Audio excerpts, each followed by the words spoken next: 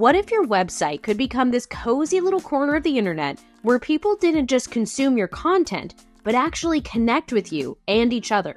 A place where your audience transforms into a genuine community of people that share ideas, support each other, and value your expertise. They value it enough that they're happy to pay for deeper access to you and your knowledge. That is the magic of memberships, my friend. And here's the thing. You don't need to be a huge brand or have 1 million followers to create this kind of community. With Squarespace's built-in tools, anyone can create a membership site that brings people together around the topic that you're passionate about. And that's exactly what we're going to talk about in this episode of Think Inside the Square. How to build a thriving membership community using your Squarespace website. Welcome to Think Inside the Square, a podcast full of tips and tricks to help you build a website that you're proud of. I'm your host, Becca Hartpain, and I'm so glad you're here with me today. If you're new here, I'm a Squarespace expert turned educator, the creator of InsideTheSquare.co, and I help people make the most of their Squarespace websites. In this episode, we're diving into something I'm very excited to talk about, and that is building a thriving community through memberships. If you want to reference anything we talk about today, you can find a full transcript of this episode along with the links to any resources mentioned at InsideTheSquare.co/podcast. The term Squarespace is a trademark of Squarespace Incorporated. This content is not affiliated with Squarespace Incorporated. This episode is sponsored by Christy Price, a Squarespace designer with over 20 years of experience in the industry. Christy has just released her brand new course, The Web Designer's Playbook. This is a comprehensive self-paced course that will help you streamline your clients' projects, giving you clear step-by-step systems that you can follow to manage every project from start to finish and wow your clients along the way. Learn more at InsideTheSquare.co/playbook. That's InsideTheSquare.co/playbook. Now, on to the episode. Squarespace released a member area feature not too long ago, and in this episode, we're going to be talking about what that feature can do and what it can't do, and how I have found ways to work around those limitations. I'm going to walk you through the basics of setting up this membership structure and share some creative ideas for content, as well as some of my favorite tools that I think pair perfectly with Squarespace, because let's be honest, Squarespace can do a lot of things really well, but it can't do everything. Sometimes we need third-party tools to make it even more awesome, so I'll talk about a few of those in this episode. Now let's start with the very, very basics here. What exactly is a Squarespace member area? A member area inside Squarespace is essentially a folder that people have to log in to access. Now inside this folder, it's so cool, you can have any type of page content that you want. You can have a blog that is exclusive to your members. You can have a portfolio of projects, as many pages as you need in there. You can even throw an online store into a member area, so the only people that can purchase those products are people who have signed up for the membership on your Squarespace website. So again, a Squarespace member area is just a really big folder that can hold any type of page content, but people have to be logged in to access the content inside that folder. You can also set up your own custom navigation inside that folder, which is what I've done for all the member areas that I've created. I create a second type of navigation, so I've got content in there that my members will want to access, and they won't get confused by the standard site navigation that I have on my main website. They're going to see the member area navigation instead. Now, every member area that I've created has included at least 2 key components. I usually include a course section and a resources section. For the course, I use either Squarespace's dedicated courses feature, or I'll use a portfolio organized into lessons. The Squarespace course feature is very heavily focused on videos, and you might not have a lot of video content for your course. It could be a different style of course. So if that's the case, I would recommend creating portfolios, because you're still going to get that navigation at the bottom of the page that takes people from one lesson to the next. Now, the resources section I create is typically a page with downloads, files, templates, links to other things. This resources section I also like to have a portfolio for, so I can display one main page that links to all the resources. Visually, I think it's a better representation, but again, that's my personal preference. So I'll usually create a course that is either using the Squarespace's course feature or the portfolio of projects, and then I'll also create a resources section. Course content and resources section aside, there are a lot of membership sites out there that encourage community engagement, interaction with each other, and a chance for people to chat. things like open forums and different chat features. That's something that Squarespace doesn't have the capability of, at least at the time of recording this. They don't have any built-in community features. The only feature that we have that's built into Squarespace are blog comments. If you set up a blog inside a member area and you allow people to make comments on that blog, that is a way for them to interact with each other inside Squarespace, inside your member area.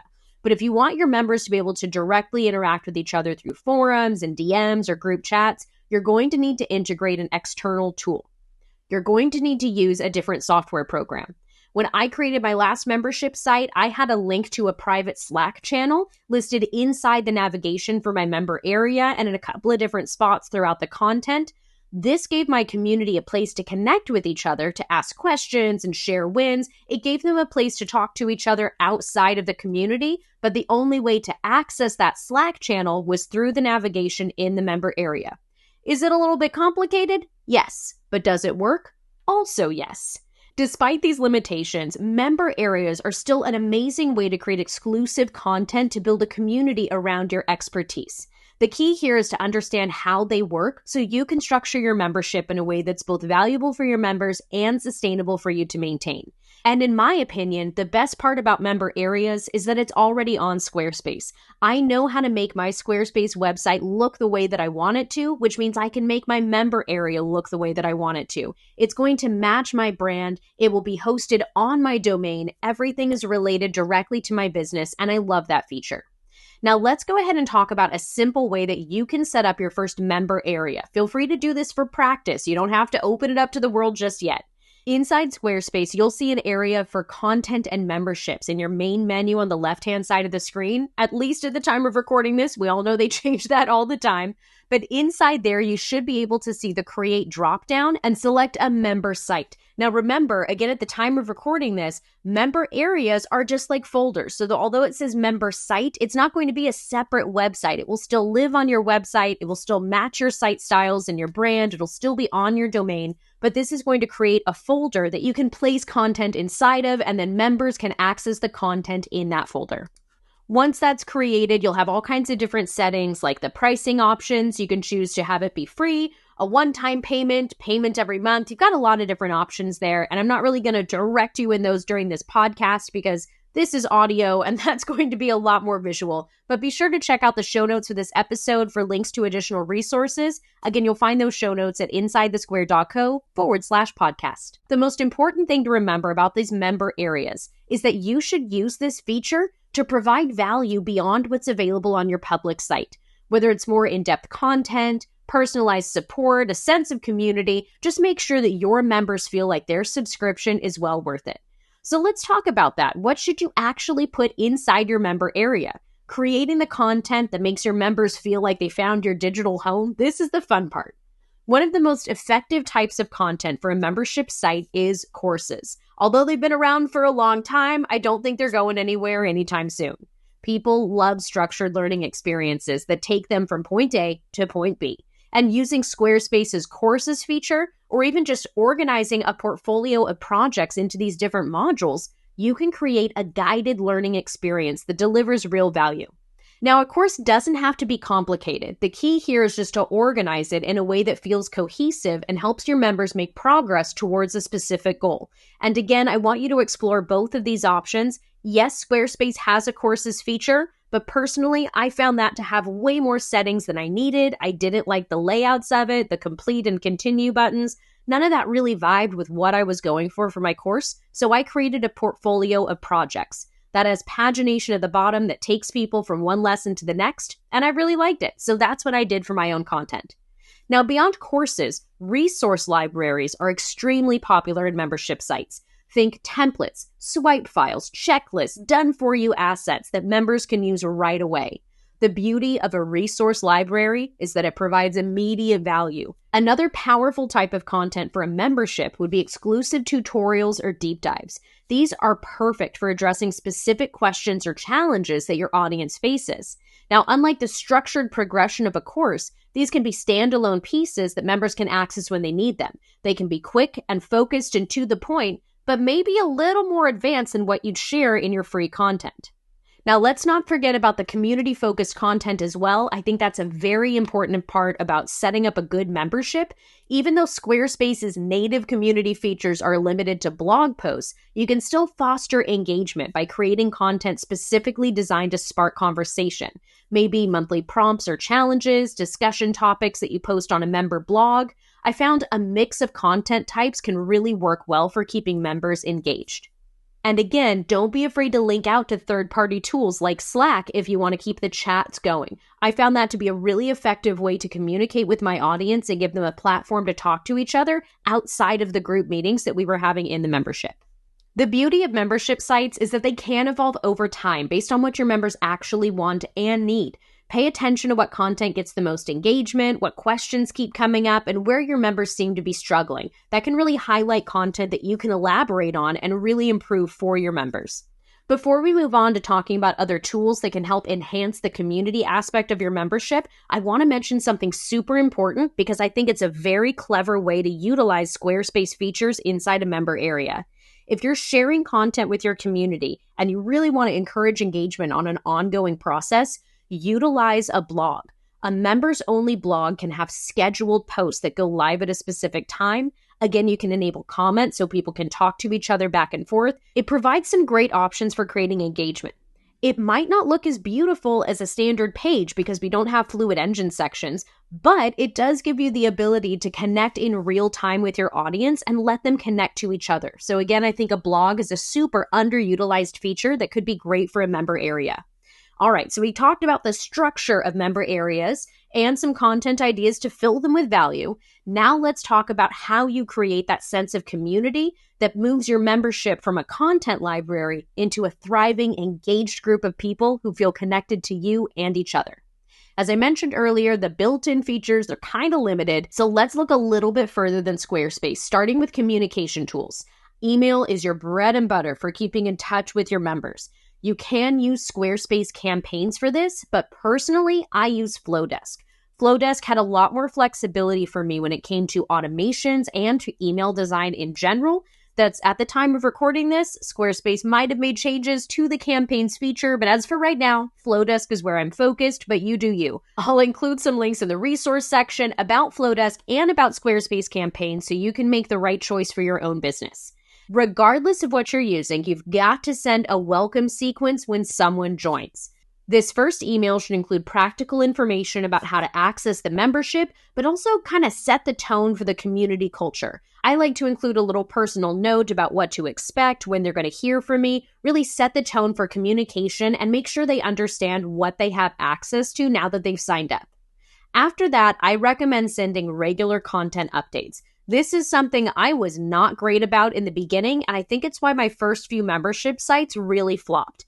Depending upon how often you add new content to your membership, you might want to send these updates monthly or even weekly, but these emails should highlight what's new and draw attention to existing resources that members might have missed. That part is key right there. Draw attention to existing resources that people might have missed. Often when someone signs up for a membership, they're so excited about one or two specific things, they might miss the coolest thing that you created. So don't be afraid to hop in their inbox and remind them about what already exists. It doesn't just have to be about new stuff. Now, another key email touchpoint are check-in emails. These usually go out at strategic intervals like 30 days after joining, then 90 days, then 6 months. These are a chance to touch base with the members and remind them of the value they're getting, but also ask for feedback. As much as I love email, I do think that you need to create a community platform to make sure that people in your audience have a chance to connect with each other. That's what really makes it a membership and not just a content platform. Slack is one of my favorites for this purpose because it's familiar to a lot of people, works well on both desktop and mobile, and it also allows for public channels and private messaging, which can be really great. Setting up a Slack workplace for your membership can be pretty straightforward. You can create different channels for different topics, host regular check-ins or office hours. You've got a lot of features. Again, details in the show notes at InsideTheSquare.co/podcast. But how do you connect Slack to your Squarespace member area? That is done through a basic link. What you're going to want to do is set up a link inside your member area navigation, as well as different parts of your member area content where you encourage people to talk to each other in the community. Link that directly to the Slack channel. You can also invite members individually by email. A great option if you're planning on having a small number of members. That could quickly get out of hand if you have too many. And I do want to mention that even if you take that route, you should still link to your Slack community somewhere inside the member area content, because people are going to want to find it and they're not going to want to dig in their inbox for it. I speak from experience there. Now, all that to say, there's one thing I want to emphasize, and that is that community doesn't build itself. Technology is just the container. You need to actively foster connections by showing up consistently, starting conversations, and recognizing member contributions. Create those opportunities for interaction. Consider hosting regular live events for your members, like Q&A sessions, or even just casual let's work together kind of hangouts. The goal here is to just create touch points where members can interact in real time, both with you and with each other. We want to have that real connection side of a membership. Otherwise, it's just a collection of content. You can also think about creating buddy systems or small groups within your larger community. This works especially well if your membership involves some kind of transformation or learning journey, because members can support each other throughout the process and troubleshoot their own issues. I think it's a really cool way to make sure that members support each other to make the most out of the program that you've created. People join memberships for the content, but they stay for the community. By thoughtfully integrating email communications and community interaction through different platforms like Slack, you can create this kind of holistic experience that keeps members engaged and connected for the long haul. Now, we've covered a lot in this episode, but I want to do a little recap for you before I give you some action steps, okay? So stick with me here.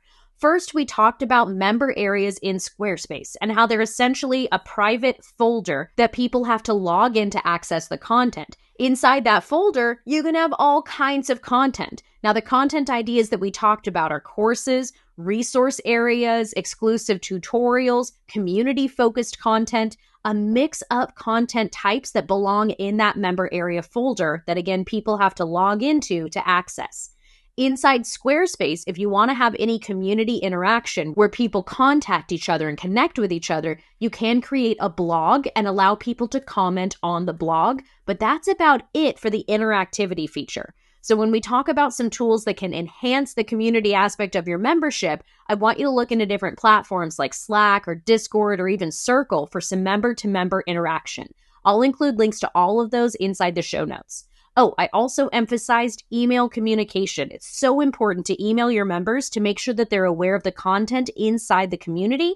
Don't forget that sometimes they might not be aware of everything you've created right out of the gate. So don't be afraid to remind them of content that already exists. It doesn't just have to be an email about fresh new stuff all the time. All right, my friend, time to move on to some action steps. What should you do next? Here are simple action steps that you can take to start building a thriving membership community through your website right now. First, audit your existing content. Look at your blog posts, your videos, your social media content. Identify pieces that could be expanded or repurposed for a membership. What's something that you just started to talk about that you would love to dive into for an in-depth tutorial? That right there is valuable exclusive content. Second, I want you to set up a basic member area in Squarespace. Even if you're not ready to launch it yet, let's get started by creating the structure so you can really visualize how your membership will work, and that might help you decide what other content you want to create. Inside Squarespace, click on the Content and Membership options on your main menu, and then click the Create dropdown and select Member Site. Yes, you could click course, video, blog, sales page, whatever you want, but the whole idea here is that we're making a member area folder that can include all types of content. So start with Member Site. So I want to strongly encourage you to start with Member Site. The third step here is I want you to choose a community tool that you can integrate with your membership. I have used Slack in the past. You can also try Discord. There are a lot of different tools out there that you can use, but I do think that member engagement is a really important part of creating a thriving membership community. And while Squarespace does a lot of amazing things, they don't quite have that functionality built in at the time of recording this. Now remember, you don't need everything to be perfect before you launch, okay? Start simple, listen to your early members, and let this membership evolve based on what your community actually wants and needs. Building a membership site is about creating a space for your community, a space where people feel supported, where they feel inspired to take action, a place where they can connect with each other.